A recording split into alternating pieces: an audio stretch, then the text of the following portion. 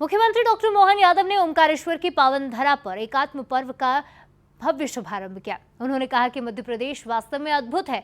ये वही भूमि है जिसे राम को श्री राम और कृष्ण को श्री कृष्ण बनने का सौभाग्य दिया।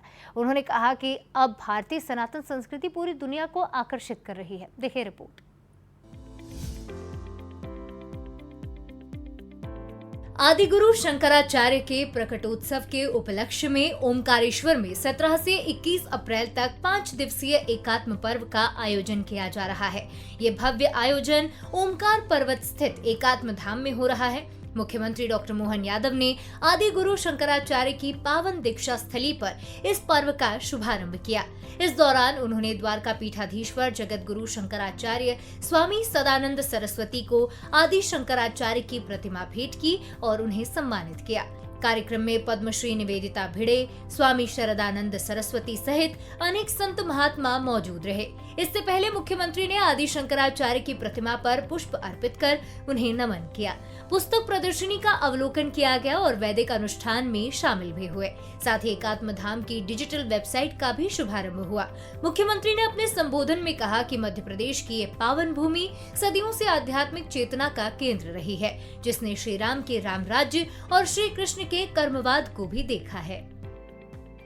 परमात्मा की दया से मध्य प्रदेश अद्भुत धरती है कि भगवान को वनवास मिला, लेकिन मंदाकिनी माता के किनारे चित्रकूट के धाम में राम बनकर के आए वनवास के साथ, लेकिन श्री राम बनकर दुनिया को राम राज्य के मार्ग पे ले जाने वाला प्रदेश हमारा अपना मध्य प्रदेश है। कंस को मारने के बाद भगवान कृष्ण अवंतिका इसी मध्य प्रदेश की धरती में उज्जैनी में आए और सांदीपनी आश्रम में आकर के भगवान श्री कृष्ण करके उनने अपना जीवन अलग प्रकार से व्यतीत करते हुए कर्मवाद की शिक्षा के बलबूते पर 64 कला 14 विद्या चारों वेद, उनका पूरा जीवन सदैव कर्मवाद के आधार पर अद्भुत रूप से हम सबको प्रेरणा देता रहा है।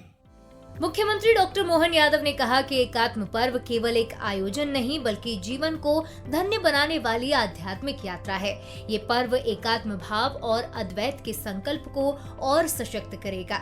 उन्होंने कहा कि आज दुनिया भी भारतीय सनातन संस्कृति के मूल्यों को पहचान चुकी है। कालड़ी केरल से चले हुए आदिगुरु शंकर बालक शंकर बनकर के इसी धाम पे आते हैं। शंकराचार्य बनकर सनातन धर्म की धारा को अविरल रूप से बहाने के लिए युगों युगों तक उनको सदैव स्मरण करते रहेंगे। एकात्म भाव को हम पंडित दीनदयाल उपाध्याय जी के उस दर्शन से भी देख सकते हैं, जो अंत्योदय की बात करते हैं। और अंत्योदय के साथ में शासन के सूत्र केवल भौतिक सुखों में ही पर्याप्त नहीं होंगे, लेकिन सच में आत्मिक सुख। और अब जो संसार जिस प्रकार से इस बात की तरफ जा रहा है, जो भारतीय सनातन संस्कृति युगों युगों से जाने जाती है कि हम केवल भक्षण करने वाले नहीं हैं, केवल प्राप्त करने वाले नहीं हैं। हमारी उदार मना संस्कृति अपने से देने की संस्कृति है।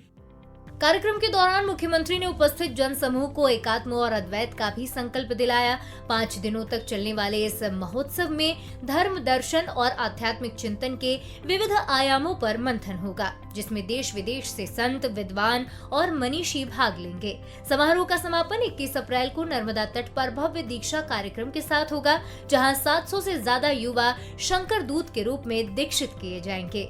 Bureau report, Bansal news.